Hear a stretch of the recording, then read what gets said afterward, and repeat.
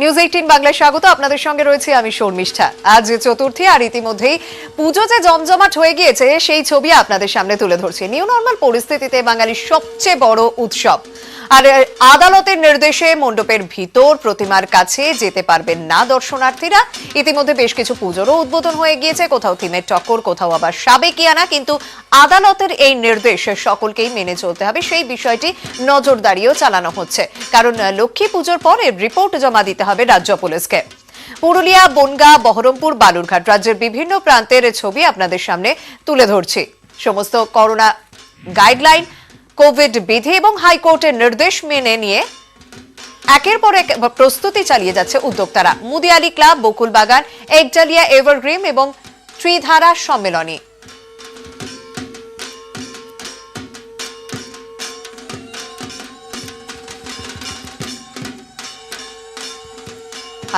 পুজো non stop news 18 বাংলায়। তাই ঘরে থাকুন, সুস্থ থাকুন, পুজো দেখুন নিউজ 18 বাংলায়।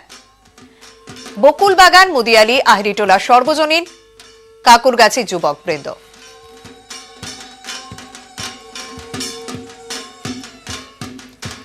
আমরা শুধুমাত্র কলকাতা নয়, রাজ্যের বিভিন্ন প্রান্তের ছবি আপনাদের সামনে তুলে ধরছি। বারাসাত থেকে রয়েছেন প্রতিনিধি জিয়া এবং কল্যাণী থেকে রয়েছেন প্রতিনিধি রঞ্জিত সরকার। আমি একটু বারাসাতের ছবি দিয়ে শুরু করি। জিয়া, সেখানে কি রকম প্রস্তুতি দেখছো, এবং বিশেষভাবে এতদিন তো কোভিড বিধি এবং করোনার গাইডলাইন ছিল, কিন্তু এবার হাইকোর্টের নির্দেশে সেই সমস্ত বিষয় মাথায় রাখতে হবে। তো উদ্যোক্তারা কি বলছেন, কিভাবে তারা প্রস্তুতি নিচ্ছেন?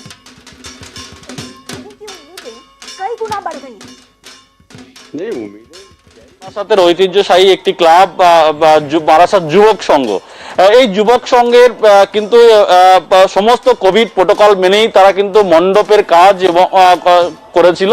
ফলে নতুন করে যে হাইকোর্টের নির্দেশিকা এসছেন যে 5 মিটার এবং 10 মিটার, ছোট পুজোর ক্ষেত্রে 5 মিটার, বড় পুজোর ক্ষেত্রে 10 মিটার, এবং সেটাও কিন্তু কালকে নির্দেশিকা, বিকালে নির্দেশিকা আসার পরে পুজো মণ্ডপের কর্মকর্তারা একেবারে চারদিক কিন্তু ওপেন করে দিয়েছেন। কোনো রকম ভাবে দর্শনার্থীরা যারা এখানে আসবেন তাদের কোনো সমস্যা না হতে পারে বা কোনো ভিড় না এড়াতে পারে। ফলে সমস্ত রকম কিন্তু হাইকোর্টের নির্দেশে অক্ষরে অক্ষরে পালন করা হচ্ছে। এবং কি কি নির্দেশিকা পালন করা হচ্ছে, হাইকোর্টের যে গতকালকে যে নির্দেশিকা, সেই নির্দেশিকায় কতটা কার্যকর করেছেন কর্মকর্তারা, আমরা সরাসরি কর্মকর্তার কাছে জেনে নেব। গতকালকে হাইকোর্টে যে নির্দেশিকা দিয়েছেন যে 5 মিটার বড় পুজোর ক্ষেত্রে 10 মিটার, ছোট পুজোর ক্ষেত্রে 5 মিটার, কতটা নিয়ম আপনাদের করা হয়েছে? দেখুন, হাইকোর্টের মহামান্য আদালতের নির্দেশ যেটা ছিল, তার পূর্বেই আমরা যেভাবে প্যান্ডেলের পরিকল্পনা নিয়েছি, সেটা কিন্তু হাইকোর্টের নির্দেশের আগেই কিন্তু আমরা সেভাবে তৈরি করেছি প্যান্ডেল, যার ফলে 10 মিটার বা 15 মিটার আমাদের কোনো ফ্যাক্টর হচ্ছে না, আমাদের কোনো অসুবিধা হচ্ছে না, হবেও না। আমরা খুব সুস্থভাবে সবাইকেই সুষ্ঠুভাবে আমরা দর্শন করাতে হবে, দায়িত্ব নিয়ে এটা কাজটা করা যাবে। দর্শনার্থীরা আসবে তাদের জন্য পর্যাপ্ত পরিমাণে আমাদের স্যানিটাইজার, মাস্ক থাকবে, যাতে কোনো রকম অসুবিধা না হয়। সিকিউরিটি গার্ড থাকছে। ফলে তুমি বুঝতেই পারছো যে প্রচুর পরিমাণে ভলেন্টিয়ার্স এবং সিকিউরিটি গার্ড রাখা হচ্ছে, যাতে এটা গেল বারাসাতের ছবি। জিয়াউল, তুমি সঙ্গে থাকো, আমি একটুখানি চলে যাব রঞ্জিতের কাছে। রঞ্জিত, কল্যাণীতে কিভাবে প্রস্তুতি নেওয়া হচ্ছে এবং পুজো উদ্যোক্তারা কিভাবে প্রস্তুতি নিচ্ছে এ তো অবশ্যই শুনবো, কিন্তু সেখানকার দর্শনার্থী যারা, তারা কি বলছেন এ বিষয়ে?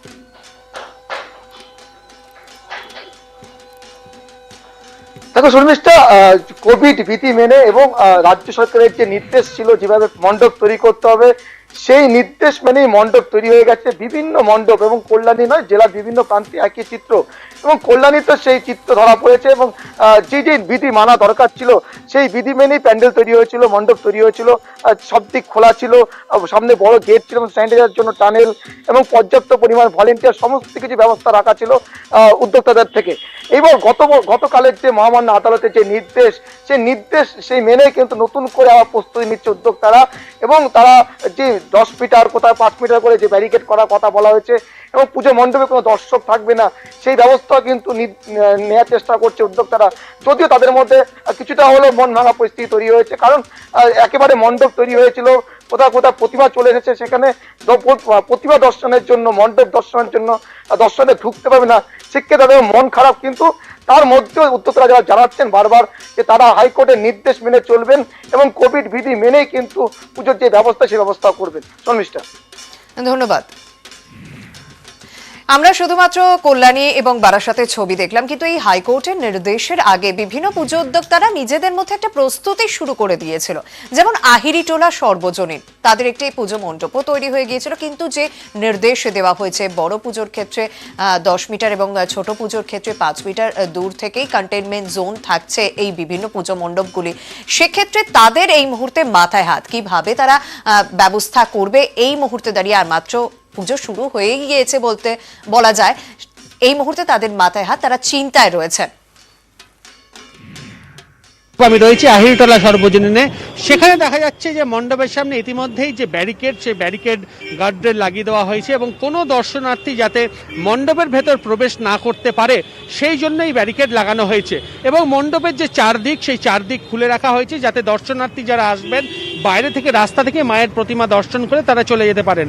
এবং তুমি দেখতে পাচ্ছ যে এভাবে গার্ডরেল দিয়ে গোটা মণ্ডপের যে আশপাশ, সামনে, বাঁদিক, ডানদিক সর্বত্র গার্ডরেল দিয়ে একেবারে ঘিরে দেওয়া হয়েছে। এবং আদালত গতকাল যে নির্দেশ দিয়েছে সেই নির্দেশের পরবর্তী ধাপে এখানকার যারা কর্মকর্তা রয়েছেন তারা কি ভাবছেন আমরা কথা বলবো তাদের সঙ্গেই, আহিরিটোলা সর্বজনীনের কর্মকর্তার সঙ্গে।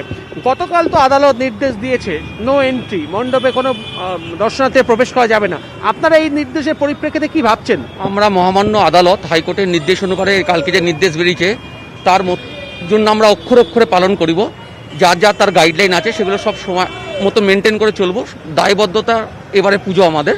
আর এমনিতেও আপনারা দেখতে পাচ্ছেন আমরা আগে থেকেই প্রশাসন এবং আমাদের কর্ণধার সুশান্ত সাহা এবং সেক্রেটারি এবং সদস্যবৃন্দ মিলে আমরা প্রথমে ডিসিশন নিয়েছিলাম যে আমাদের 4 সাইড প্যান্ডেল খোলা থাকবে আর মণ্ডপ ওপেন থাকবে, দর্শনার্থীরা এসে যাতে মণ্ডপ দেখতে দেখতে চলে যায়।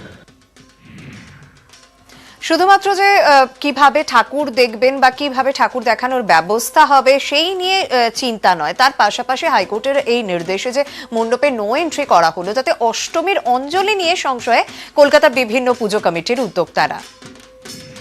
এবারে এই করোনা পরিস্থিতিতে এই যে নতুন যে আইন যেটা বেরোলো, সেই আইনটাতে আমরা কিভাবে অঞ্জলি দেবো সেটা নিয়ে কিন্তু আমরা সত্যি খুব চিন্তায় রয়েছি।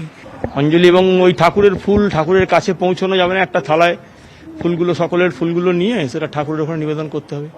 আমরা আগে নিয়েছিলাম যে আমাদের এখান থেকে 15 জন করে অঞ্জলি দেবে এবং 15 জনের অঞ্জলি দেওয়ার পর আমরা ওটা স্যানিটাইজিং করব। আমাদের স্যানিটাইজিং মেশিন অলরেডি বসানো আছে, তা স্যানিটাইজিং হয়ে যাবে এবং 15 জন আবার যাবে, নেক্সট 15 জন যাবে। এইভাবে আমরা চিন্তাধারা করেছিলাম, কিন্তু যেহেতু আবার হাইকোর্টের নির্দেশ এসে গেছে যে ভার্চুয়াল হবে, তো সেক্ষেত্রে আমরা আবার চিন্তা করছি যে কি করা যায়। এদিকে বিজেপির পক্ষ থেকে ইজেডসিসিতে একটি পুজোর আয়োজন করা হচ্ছে এবং তার প্রস্তুতিও চলছে এবং সেখানে একটি সাংস্কৃতিক অনুষ্ঠান হওয়ার কথা ছিল, তবে হাইকোর্টের নির্দেশের পর সেই অনুষ্ঠান ঘিরেও অনিশ্চয়তা দেখা দিয়েছে। কি ব্যবস্থা নেওয়া হবে বিকল্প হিসেবে জানবো, আমাদের সঙ্গে রয়েছেন প্রতিনিধি অরূপ দত্ত। অরূপ, সাংস্কৃতিক অনুষ্ঠান ঘিরে একটা ঘোর অনিশ্চয়তা তৈরি হয়েছে। তার কারণ আদালতের যে নির্দেশ, সেই নির্দেশ যদিও পুজো এবং পুজো মণ্ডপকে কেন্দ্র করে, নির্দিষ্টভাবে সাংস্কৃতিক অনুষ্ঠানকে কেন্দ্র করে নয়, কিন্তু জমায়েত, যে কোনো জমায়েতের ক্ষেত্রে আদালতের যে নির্দেশ রয়েছে সেই নির্দেশ থেকে বিজেপি মনে করছে বা সাধারণভাবে মনে করা হচ্ছে যে এখানে যেভাবে পুজো বা সাংস্কৃতিক অনুষ্ঠান করার কথা ছিল, ইজেডসিসির যে মুক্ত মঞ্চ, সেই মুক্ত মঞ্চের একেবারে মানে মঞ্চ যেখানে মণ্ডপের অনতি দূরে সেই মঞ্চ এবং সেই মঞ্চ থেকে সমস্ত সাংস্কৃতিক অনুষ্ঠানের পরিকল্পনা করা হয়েছিল। এই পরিস্থিতিতে যেখানে নির্দিষ্ট করে দেওয়া হচ্ছে যে কতজন লোক তারা মণ্ডপে থাকতে পারবেন, কতজন থাকতে পারবেন না, সেখানে এই মণ্ডপ ঘিরে এই পরিস্থিতিতে কোনোভাবেই সাংস্কৃতিক অনুষ্ঠান করা সম্ভব নয়। এই সাংস্কৃতিক প্রথম দিন যে ষষ্ঠীর দিনের যে অনুষ্ঠান, সেই অনুষ্ঠানের প্রধানমন্ত্রীর ভাষণ দিয়ে শুরু হবে। এখনো পর্যন্ত যেটা ঠিক আছে যে প্রধানমন্ত্রীর সেই ভার্চুয়াল ভাষণের পরে যে আগমনী এবং সত্যপাঠ, এই দুটি বিষয়কে রাখা হচ্ছে, কিন্তু তারপরে যে ধারাবাহিকভাবে বিভিন্ন বাংলার লোকসঙ্গীতের ওপরে বা বাংলার মানে বিভিন্ন দিকগুলো, সাংস্কৃতিক দিককে তুলে ধরে যে সমস্ত অনুষ্ঠান, তার মধ্যে এমনকি ডোনা গাঙ্গুলির নাচেরও একটা অনুষ্ঠানের বিষয় ছিল, এই সমস্ত অনুষ্ঠান আদৌ করা যাবে কিনা সেটা নিয়ে একটা ঘোর অনিশ্চয়তা তৈরি হয়েছে। তারা বিকল্প হিসেবে ভাবছেন যে পার্শ্ববর্তী যে অডিটোরিয়াম আছে, যার প্রায় 800 জনের মতো যেখানে বসবার আসন রয়েছে, সেই 800 জনের আসনে যদি খুব ন্যূনতম পক্ষে 70-80 জনকে দিয়ে বসিয়ে সেখানে যদি কোনো অনুষ্ঠান করা যায়, কিন্তু আদৌ সেটাও অনুমতি পাওয়া যাবে কিনা বা করা যাবে কিনা তা নিয়ে অনিশ্চয়তা রয়েছে। আজকে এই বিষয় নিয়ে চূড়ান্ত সিদ্ধান্ত হতে পারে। ধন্যবাদ। দেখুন, মহামান্য আদালত যে রায় দিয়েছে তাতে আমাদের অসুবিধা যতই হোক, রায়কে অক্ষরে অক্ষরে পালন করার আমরা চেষ্টা করব এবং করব। এই মঞ্চে কালকে প্রধানমন্ত্রী এলইডির মাধ্যমে ভার্চুয়ালি উদ্বোধন করবেন এবং মহামান্য আদালত যে রায় দিয়েছেন সেটা অক্ষরে অক্ষরে পালন করে সেইভাবেই হবে। চতুর্থীর সকাল থেকেই পুজো জমজমাট বলা যেতেই পারে, আর সেজে উঠেছে বিভিন্ন পুজো মণ্ডপ। কোভিড বিধি মেনে দক্ষিণ কলকাতা বিভিন্ন বারোয়ারি উৎসবে মাতোয়ারা। হাইকোর্টের নির্দেশে মণ্ডপে নো এন্ট্রি। তাই পুজো দেখুন নিউজ 18 বাংলায়।